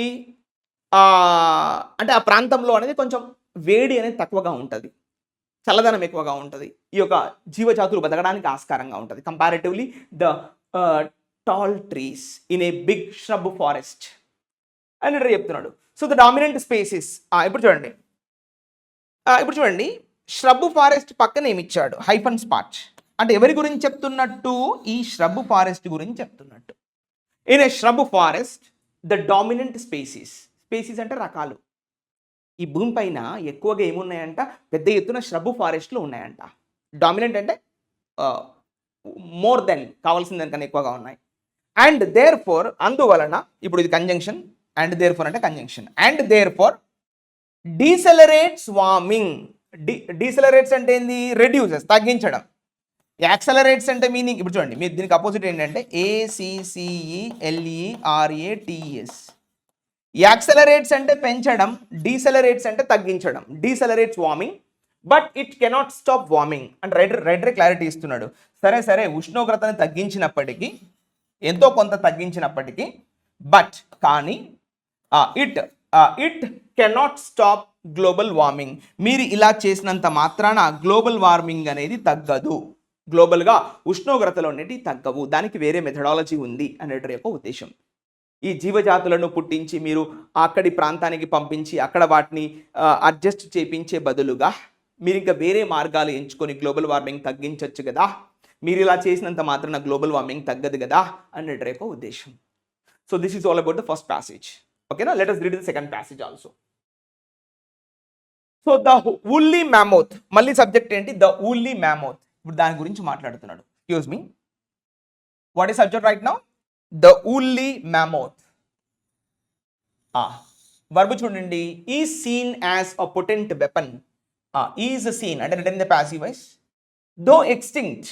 ఇప్పుడు దో ఎక్స్టింక్ట్ అంటే మీనింగ్ ఏంది? Reader is giving the contradiction. అది అంతరించిపోయినప్పటికీ, అది ఆల్రెడీ అంతరించిపోయింది, ఇప్పుడు లేదది. The woolly mammoth though extinct is seen as a potent weapon. ఈ seen as a potent weapon అంటే ఒక బలమైనటువంటి సాధనంగా ఇది చూడబడుతుంది. ఇన్ దిస్ క్లైమేట్ ప్లాన్, ఈ యొక్క వాతావరణ సంబంధించినటువంటి ప్రణాళికలో ఈ woolly mammoth అనే దాన్ని ఒక బలమైనటువంటి వెపన్గా చూడబడుతుంది అని రెడ్డర్ అంటున్నాడు. ఈ క్లైమేట్ ప్లాన్, ఇప్పుడు మనం వాతావరణ ప్రణాళిక, గ్లోబల్ వార్మింగ్ తగ్గాలని ఏదైతే టార్గెట్లు పెట్టుకున్నామో ఈ టార్గెట్లలో భాగంగా ఈ woolly మౌత్ అనేది ఒక బలమైనటువంటి పొటెంట్ అంటే వెరీ పవర్ఫుల్, బలమైనటువంటి వెపన్గా చూడబడుతుంది అని రెడ్డర్ అంటున్నాడు. అది అంతరించిపోయింది, బట్ దాన్ని మనం డీఎక్స్టింక్ట్ చేస్తే, రెజ్యువెనేట్ చేస్తే, రిన్యూ చేస్తే అది ఒక బలమైనటువంటి వెపన్గా మారవచ్చు అని రెడ్డర్ అంటున్నాడు. సైంటిస్ట్స్, మళ్ళీ శాస్త్రవేత్తలు, ఎక్కడి శాస్త్రవేత్తలు వీళ్ళు? ఎట్ కొలోజల్ బయోసైన్సెస్ అన్నాం కదా, అమెరికా, అక్కడి శాస్త్రవేత్తలు. వర్బ్ ఏంటి? హ్యావ్ ఎక్స్ట్రాక్టెడ్ అంటే తీసుకున్నారు, దే టుక్, బయటికి లాగారు. ద ఎక్స్ట్రాక్టెడ్ ఫ్రాగ్మెంట్స్ అంటే కొన్ని భాగాలు. ఎవరి భాగాలు? ఆఫ్ ఇట్స్ డిఎన్ఏ, దాని యొక్క డిఎన్ఏ మూలాలు బయటికి లాగారు. ఎక్కడి నుంచి? ఫ్రమ్ ఫాజిల్స్, వివిధ రకాల శిలాజాల నుండి. అండ్ రీకన్స్ట్రక్టెడ్ ఇట్స్ జీనోమ్, మరియు దాని యొక్క జన్యుపరమైనటువంటి ఆ జన్యువులు ఏవైతే ఉన్నాయో వాటిని మళ్ళీ సృష్టించారు బయాలజికల్గా ఆ యొక్క ల్యాబ్లో అని రైటర్ అంటున్నాడు. ఎవరి యొక్క రీకన్స్ట్రక్షన్ చేశారు జీనోము, ఆ జన్యువు ఎవరి యొక్క డిఎన్ఏను రీకన్స్ట్రక్ట్ చేశారు అని మనం తీసుకుంటే ఏమంటున్నాడు, ఎస్ ది ఊల్లీ మ్యామోత్ యొక్క డిఎన్ఏని రీకన్స్ట్రక్ట్ చేశారంట ఈ యొక్క శాస్త్రవేత్తలు. ఎక్కడ? ఈ కొలోజల్ బయోసైన్సెస్ ల్యాబ్లో. నెక్స్ట్ ఇంకేమంటున్నాడు, by comparing it to that of the modern elephant.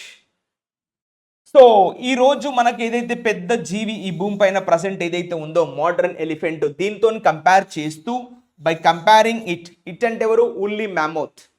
By comparing the woolly mammoth to that of modern elephant, ప్రస్తుతం ఉన్నటువంటి ఈ యొక్క ఏనుగుతోని కంపేర్ చేస్తూ వాళ్ళు ఏమన్నారు, వాళ్ళు ఏం చేశారు ఈ యొక్క సైంటిస్టులు కొలోసల్ బయోసైన్సెస్లో? ఇగో దే అంటే సైంటిస్టులు. వర్బ్ ఏంటి? ఎడిటెడ్ అంటే they have some altered, changed, tailored, మార్పు చేర్పులు చేశారు. They have edited specific jeans, ముఖ్యమైనటువంటి కొన్ని జన్యువులను వాళ్ళు మార్పు చేర్పులు చేశారు. దేనికి? టు రీక్రియేట్, తిరిగి నిర్మించడం. దేన్ని? To recreate mammoth like traits. Traits అంటే ఏంటంటే qualities, some sort of symbols, కొన్ని రకాల లక్షణాలు అని మీనింగ్ వస్తుంది. So with the goal of ఈ లక్ష్యంతో, ఏ లక్ష్యంతో?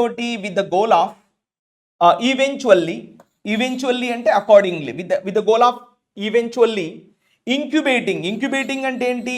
దాన్ని పొదగడం. మామూలుగా దాన్ని ఒక ఇంక్యుబేటింగ్ సిస్టమ్ అంటాం కదా, దాన్ని the environment which is created to give a birth which is called incubating system. Incubating a hybrid embryo. Embryo అంటే మీనింగ్ ఏంటి? ఒక పిండం. మనం జైగోట్ అంటాం కదా, ఇప్పుడు మామూలుగా వివిధ స్థానాల్లో ఉంటుంది బయాలజికల్ ఫార్మాట్లో. సో ఎంబ్రియో అంటే పిండంగా మారడాన్ని ఏమంటారంటే ఎంబ్రియో. పిండంగా మారిన దాన్ని ఎంబ్రియో అంటాం మనం. సో అట్లా incubating hybrid embryo in an elephants womb. So దీన్ని ఎంబ్రియో ఎక్కడ ప్రవేశపెట్టారు అంటే ఎలిఫెంట్స్ యొక్క ఊంబ్లో ప్రవేశపెట్టారు. With the goal of eventually incubating a hybrid embryo in an elephants womb.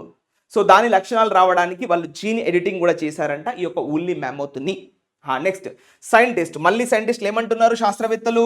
Yes subject verb ఏంటి? Have also experimented. దీని మీద కూడా వాళ్ళు ప్రయోగాలు చేశారు. దేన్ని? With the dire wolf. ఇగో యాక్చువల్లీ ఇది కాన్సెప్ట్ ఇక్కడ.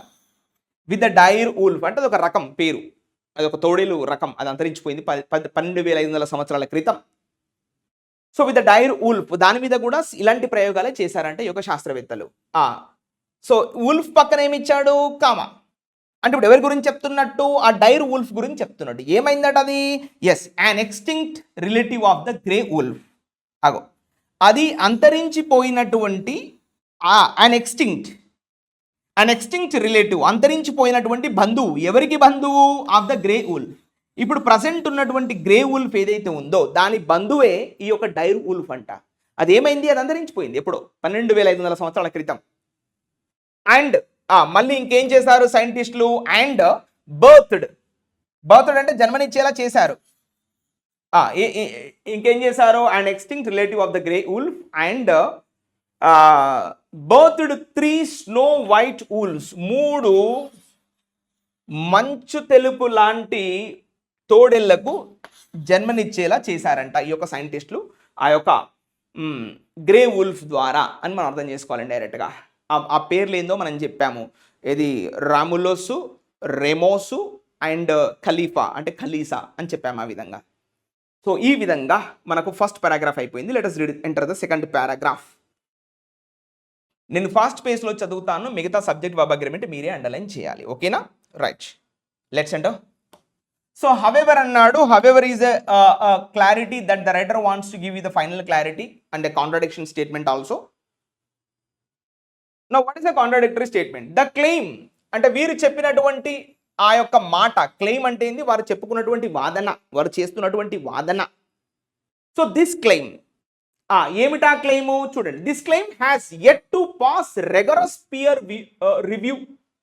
చూడండి ఇక్కడ చూడండి, ద క్లెయిమ్ హ్యాస్ టు. ఇక్కడ చూడండి, హ్యాస్ టు అంటే అర్థం ఏంటి? మస్ట్. మరి మస్ట్ అని రాయొచ్చు కదా సార్, హ్యాస్ టు ఎందుకు రాసినట్టు? అంటే టు ఇండికేట్ ద టైం. ఇప్పుడా అప్పుడా? మస్ట్ అని రాస్తే అది ఎప్పుడైనా చెప్పొచ్చు, ప్రజెంట్ పాస్ట్ ఫ్యూచర్, దానికి తేడాలు ఏం లేవు. కానీ ప్రజెంట్లోనే చెప్పాలి అనే ఒక భావన వచ్చినప్పుడు మీరు హ్యాస్ టు వాడుకోవచ్చు. మరి పాస్ట్ అయితే హ్యాడ్ టు, మరి ఫ్యూచర్ అయితే విల్ హ్యావ్ టు, ఇట్లా మనం చెప్తామన్నట్టు. ఓకేనా? సో కాబట్టి ఇప్పుడు మీకు అర్థమైంది. దిస్ క్లెయిమ్ మస్ట్ పాస్, ఖచ్చితంగా పాస్ అవ్వాలి, ఖచ్చితంగా వెళ్ళాలి. ఎలా? రెగరస్ అంటే వెరీ సివియర్, పియర్ రివ్యూ అంటే తోటి, పియర్ అంటే మనం చెప్పాం కదా పార్ అంటే ఈ సైంటిఫిక్ ఫ్రటర్నిటీ రివ్యూ నుంచి బయట పాస్ అవ్వాలి. సరే సరే వీళ్ళు ఏదైతే చెప్పుకుంటున్నారో ఇప్పుడు ఏదైతే మేము ఈ యొక్క డైర్ వుల్ఫ్ మేము డీఎక్స్టింక్షన్ చేశాము, రిన్యూ చేశాము అని ఏదైతే చెప్పుకుంటున్నారో, ఈ వాదన ఏదైతే ఉందో తోటి సైంటిఫిక్ కమ్యూనిటీలో కూడా ఆ వాదన పాస్ అవ్వాలి. వాళ్ళు ఒప్పుకుంటేనే ఇది పాస్ అవుద్ది. మీరు బెస్ట్ ఎగ్జాంపుల్ చూసే ఉంటారు, చిట్టి రోబో. వాళ్ళు అంటే అది మొత్తం రజనీకాంత్ మొత్తం రెడీ అయిందని చెప్పి స్టేజ్ మీదకి తీసుకొచ్చిన తర్వాత చాలా క్వశ్చన్స్ చేస్తూ ఉంటారు. ఇంటర్నేషనల్ కమ్యూనిటీ కింద వాళ్ళు తీసుకెళ్ళి పెడతా ఉంటారు. అప్పుడు చిట్టి రోబో కొన్ని సమాధానాలు చెప్తుంది, కొన్ని చెప్పలేకపోద్ది. సో జస్ట్ లైక్ దాట్, అది దాని యొక్క మీనింగ్. దిస్ క్లెయిమ్, వారి యొక్క వాదన హ్యాస్ టు అంటే మస్ట్ పాస్ రెగరస్ పియర్ రివ్యూ, ఆ సైంటిఫిక్ ఫ్రటర్నిటీలో పాస్ అవ్వాలి. అది అప్పుడే అది సక్సెస్ అయినట్టు లెక్క అనేటి యొక్క ఉద్దేశం. Next critics. మరి కించపరిచే వాళ్ళు ఉంటారు ప్రతి సమాజంలో. సో ఇప్పుడు క్రిటిక్స్ ఏమంటున్నారు? క్రిటిక్స్ పాయింట్ అవుట్ దాట్, వారు ఈ విషయాన్ని పాయింట్అవుట్ చేస్తున్నారు. ఏంటది? ఓన్లీ 20 జీన్స్, కేవలం 20 జన్యువులు మాత్రమే ఎడిట్ చేశారు. మరి అది ఎలా సరిపోద్ది అని క్రిటిక్స్ అంటున్నారంట. And what has been created is, ఇప్పటి వరకు మీరు ఏదైతే సృష్టించారో ఈస్ అది ఇన్ ఎసెన్స్ అంటే ఇన్ ఎసెన్స్ అంటే ఇన్ ద స్పిరిట్, అది నిజమైనటువంటి భాషలో చెప్పాలి అంటే ఏంటంట? Is a strange looking grey wolf. అయ్యో ఇది మరేమీ కాదు, ఇప్పటి వరకు ఉన్నటువంటి గ్రే వుల్ఫ్ ఏదైతే ఉందో అది కొంచెం స్ట్రేంజ్ లుకింగ్గా కనబడుతుందే తప్ప మాకెక్కడ డైర్ వుల్ఫ్ లాగా అనిపించట్లేదు అని శాస్త్రవేత్తలందరూ కాస్త క్రిటిక్ చేస్తున్నారంట ఈ యొక్క ప్రయోగాన్ని, ఈ యొక్క ఇన్వెన్షన్ని. అది మనం అర్థం చేసుకోవాలి, క్లియర్ కదా? So what has been created is a strange looking grey wolf. ఇప్పటి వరకు మన ఏదైతే గ్రే వుల్ఫ్ ఉందో అది కొంచెం తేడాగా కనబడుతుందే తప్ప నాకు డైర్ వుల్ఫ్ ఎక్కడ కనబడట్లేదు అందులో అని వీళ్ళంతా క్రిటిసైజ్ చేస్తున్నారంట. వింతగా కనబడుతుంది తప్ప కొత్తగా కనబడట్లేదు అందులో meaning. Next, despite such criticisms. సరే అట్లాంటి ఆరోపణలు అట్లాంటి వంచనలు ఉన్నప్పటికీ ఇప్పుడు పాజిటివ్ మళ్ళా. సో ద టెక్నాలజికల్ అచీవ్మెంట్, ఇప్పుడు సాంకేతికంగా సాధించినటువంటి ఈ యొక్క విజయం, ఈ యొక్క అచీవ్మెంట్ ఏదైతే ఉందో ఈజ్ అ టెస్టామెంట్, ఇది ఒక రుజువు, ఇది ఒక సాక్ష్యం, ఇది ఒక విట్నెస్. దేనికి? టు ద ఎబిలిటీ, ఈ సామర్థ్యం. ఏ సామర్థ్యం? To engineer precision edits. Precision అంటే వెరీ అక్యురేట్, వెరీ షార్ప్. మన శాస్త్రవేత్తలు ఇంత అద్భుతమైనటువంటి ఈ ప్రెసిషన్ ఎడిటింగ్ చేశారు కదా, సో దానికి మనం తాకీబ్ చేయాలి అని రెడ్డి అంటున్నాడు. సరే క్రిటిక్స్ ఉన్నప్పటికీ ఎప్పుడో అంతరించిపోయిన దాన్ని మళ్ళీ కొత్తగా సృష్టించాలి అనే ఒక బీజం పడడం ఏదైతే ఉందో, ఆ అచీవ్మెంట్ ఏదైతే ఉందో, it's really a testament, it's a proof, it's a basis, it's a witness to the ability to engineer means to design precision, accurate edits means changes. To the genome అంటే ఆ జన్యువుకు అంత అక్యురేట్గా మీరు చేసినటువంటి ఆ ప్రెసిషన్ ఎడిటింగ్ ఏదైతే ఉందో that's really an achievement. Writers intention. ఈ పదం గురించి నేను చెప్తాను, కాస్త వెయిట్ చేయండి. ప్రెసిషన్ అంటే ఏంటో. Next, so the work of Chinese scientist. ఇప్పుడు సబ్జెక్ట్ ఏంటి? ద వర్క్, ఎవరి పని? Of Chinese scientist. ఏం పేరైన పేరు? హీ జియాంగ్కుయ్. ఇది కూడా ఇంపార్టెంట్, మనం కుయ్యా అంటామా, దాన్ని ఏమంటాం, సారీ, జియాంగ్కుయ్. సో సైంటిస్ట్ ఎక్కడ నుంచి? చైనీస్ నుంచి. ఆయన ఏం పని చేశాడు? The work. ఇప్పుడు చూడండి, వర్బ్ ఏంటి? ద వర్క్ రిమైన్స్ అంటే ఇలా ఉంది, ద వర్క్ రిమైన్స్ కాంట్రవర్షియల్. చైనాలో కూడా ఒక శాస్త్రవేత్త ఏదో కనిపెడితే అది ఇప్పటికి కూడా కాంట్రవర్షియల్గానే ఉందంట, అసలు వివాదాస్పదంగా ఉందంట. సో ఏ వర్క్ అంటే ఇప్పుడు చూడండి, చైనీస్ సైంటిస్ట్ హీ జియాంగ్కుయ్, అతను ఏం చెప్పాడు? హూ క్లెయిమ్డ్ అంటే అతని యొక్క వాదన వినిపించాడు. ఏంటది? ఏం చెప్పుకున్నాడు? To have produced gene edited human babies. అది కథ. చైనాలో సేమ్ ఇలా ఇప్పుడు ఎలాగైతే వూల్ఫ్లో జీన్ ఎడిటింగ్ చేసి డైర్ వూల్ఫ్ను పట్టుకొచ్చారో, జీన్ ఎడిటెడ్ హ్యూమన్ బేబీస్ కూడా నేను తయారు చేశాను అని చెప్పుకున్నటువంటి ఆ వాదన ఏదైతే ఉందో అది ఇప్పటికి కూడా పెద్ద ఎత్తున కాంట్రవర్షియల్గా ఉందంట ప్రపంచవ్యాప్తంగా. ఇగో ఇలాంటి సంఘటనలు జరుగుతున్నాయి. నెక్స్ట్ కొలోజల్ అంటే ఇప్పుడు ఈ యొక్క ల్యాబ్ కొలోజల్ బయోసైన్సెస్ యొక్క కంపెనీ కొలోజల్ వర్బ్ ఏంటి, మే బీ క్రెడిటెడ్, దానికి ఈ విధంగా విలువ ఇవ్వచ్చు మనం ఫర్ ఇట్స్ జెనోమిక్స్ వర్క్. సరే మీరు చేసినటువంటి యొక్క జన్యుశాస్త్రపరమైనటువంటి పని ఏదైతే ఉందో అది రియల్లీ తాకీబ్ చేయాల్సిందే, దట్స్ రియల్లీ క్రెడిటెడ్, దాన్ని విధంగా మెచ్చుకోవాల్సినటువంటి ఒక పని. బట్ కానీ బట్ అంటే కంజంక్షన్ కదా, కానీ బట్ ద క్లెయిమ్ మరి ఇప్పుడు కొలోజల్ కంపెనీ చెప్తున్నటువంటి వాదన, క్లెయిమ్ అంటే వారి యొక్క మాట, వారి యొక్క వాదన, ఇది subject. The claim that it is reviving species for conservation is not credible. చూసారా, ద క్లెయిమ్ అనే సబ్జెక్టు వర్బ్ చూడండి, ఈజ్ నాట్ క్రెడిబుల్ అంటే మాకు నమ్మకం లేదు దొరా అని వీళ్ళంతా అంటున్నారంట ప్రపంచ కమ్యూనిటీ. సో ఎవరు చెప్పారు ఈ మాట? ద క్లెయిమ్, కొలోజల్ చెప్తున్నటువంటి కంపెనీ చెప్తున్నటువంటి మాట ఏదైతే ఉందో the claim is not credible, అది నమ్మశక్యంగా లేదంట.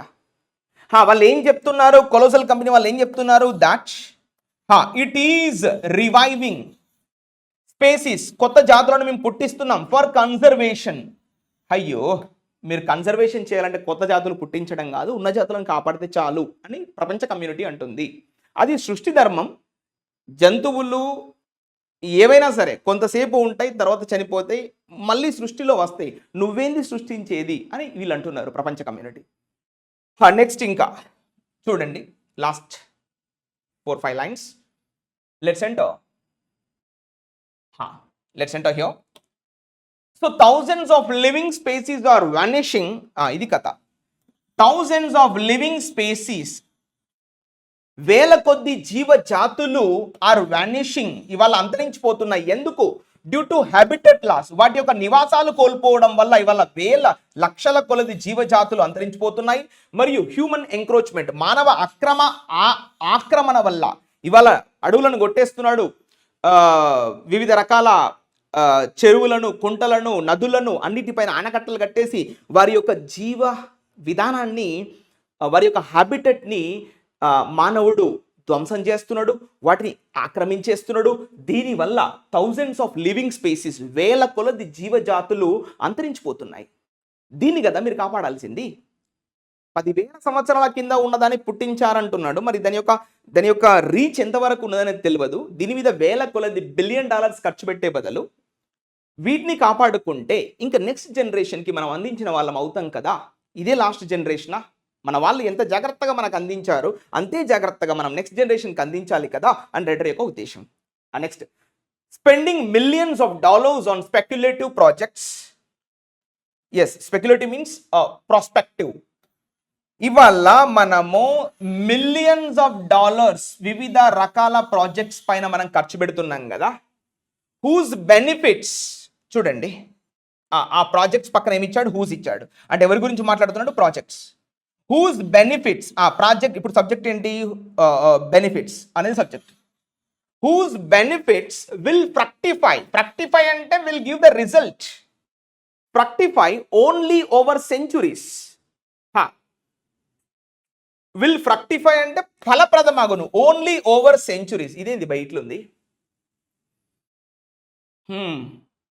స్పెక్యులేటివ్ ప్రాజెక్ట్స్, హూజ్ బెనిఫిట్స్, ఇదేంటి ఇట్లా ఉంది? ఓకే గైస్, సారీ, ఇక్కడ మిస్టేక్ అయింది. చూడండి, యాక్చువల్లీ ఇక్కడ ఇంకొక వర్బ్ కనబడుతుంది కదా, కాబట్టి దీన్ని మనం వర్బ్ లాగా తీసుకోవడానికి వీలేదు, దీన్ని సబ్జెక్ట్ లాగా తీసుకోవాలి. చూడండి, now you can see spending $millions is the subject. ఈ డాలర్స్ ఎక్కడ ఖర్చు పెడుతున్నారు? On speculative projects. ఈ ప్రాజెక్ట్స్ ఏం చేస్తున్నాయి? హూజ్ బెనిఫిట్స్, వాటి యొక్క, ఆ ప్రాజెక్ట్ యొక్క లాభాలు విల్ ఫ్రక్టిఫై, ఫలప్రదం అవుతాయి. ఎప్పుడు? ఓన్లీ ఓవర్ సెంచురీస్, కొన్ని వందల ఏళ్ళ తర్వాత వాటి లాభాలు రావచ్చు. ఓకే, కానీ స్పెండింగ్ $millions, ఇగో ఇది వర్బ్, ఇక్కడ వర్బ్, దీని యొక్క వర్బ్ అది, వాళ్ళిద్దరు ఫ్రెండ్స్. టేక్ అవే రిసోర్సెస్, ఇది కథ. ఇప్పుడు ఏదైతే మీరు లక్షల డాలర్లు ఏదైతే డబ్బు ఖర్చు పెడుతున్నారో, ఈ ఖర్చు పెట్టడం ఏదైతే ఉందో ఇక్కడ ఉన్నటువంటి న్యాచురల్ రిసోర్సెస్ని అవి తీసేసుకుంటున్నాయి. అంటే దానికోసం మనం ఖర్చు పెడుతున్నాం. అంటే ఉన్న వాటిని నాశనం చేసి లేని వాటిని తీసుకురావడం అనే ఒక ప్రక్రియ జరుగుతుంది. అంతేగాని ఉన్న న్యాచురల్ రిసోర్సెస్ని కాపాడుకొని నెక్స్ట్ జనరేషన్కి అందిద్దామన్న ఒక ఇంటెన్షన్ మాత్రం కనబడట్లేదు అనే ఒక ఉద్దేశం. So spending millions of dollars takes away, చూడండి సింగులర్ అండి, స్పెండింగ్ మిలియన్స్ ఆఫ్ డాలర్స్ అంటే singular, takes away resources from immediate conservation efforts. ఇది phrase, from immediate conservation efforts.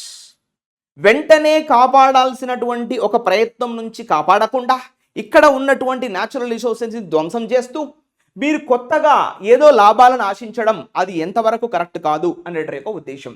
Benefits పక్కన ఏమి ఇచ్చాడు, ఇఫ్ దేర్ ఆర్ ఎనీ, సరే ఏనా రేపటికి రూపం లేదు అన్న విధంగా వీళ్ళు చేస్తున్నటువంటి కార్యక్రమాలు పెద్దగా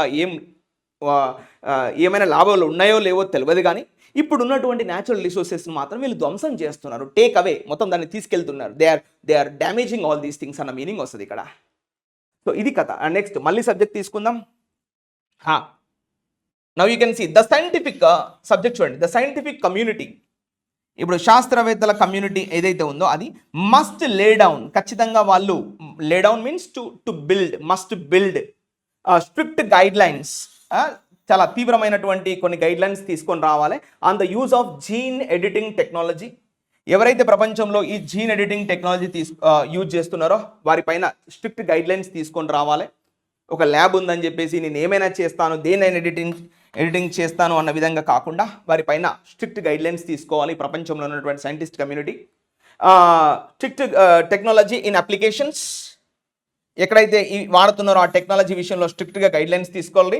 అదర్ దాన్ హెల్త్ రంగంలో తప్ప మరే రంగంలో ఇప్పుడు ఇలాంటి ఇప్పుడు డీ ఎక్స్టింక్షన్ లో ఇప్పుడు జీన్ టెక్నాలజీ వాడుతున్నారు కదా, సో ఇలాంటి జీన్ ఎడిటింగ్ ప్రాసెస్ అలాంటి టెక్నాలజీలో వాడకుండా కేవలం ఆరోగ్య సమస్యలపైన మాత్రమే మీరు పోరాడండి. ఇవి తప్ప మరేదేనికి వాడినా కూడా మీరు స్ట్రిక్ట్గా కొన్ని గైడ్ లైన్స్ తీసుకొచ్చి వారిని పనిష్ చేసే విధంగా మీరు సైంటిఫిక్ కమ్యూనిటీ ఉండండి అని ఒక రైటరు సలహా ఇస్తున్నాడు ఈ యొక్క సైంటిఫిక్ కమ్యూనిటీకి. సో ఇది కథ. సో ఈ విధంగా మీరు ప్రతిరోజు చదవడం వల్ల ఆ క్లారిటీ అనేది రావడం జరుగుతుంది. సో ఇవాళ ఒక అంశం గురించి ఇచ్చాడు, రేపు ఇంకొక అంశం గురించి ఇస్తాడు. ఇలా ప్రతిరోజు ఏదో ఒక అంశం గురించి రైటర్స్ మనకు చెప్తూనే ఉంటారు. వాటిని మనము గుర్తుపెట్టేసుకుంటే సరిపోద్ది. ఇక్కడ చూడండి పేర్లు, ఒకటి రెమో, ఇంకొకటి రోమో, ఇంకొకటి కలీసా, ఇలా గుర్తుపెట్టేసుకోండి. ఓకేనా guys? So this is what we have discussed today. Hope you understand. Thank you. Have a good day.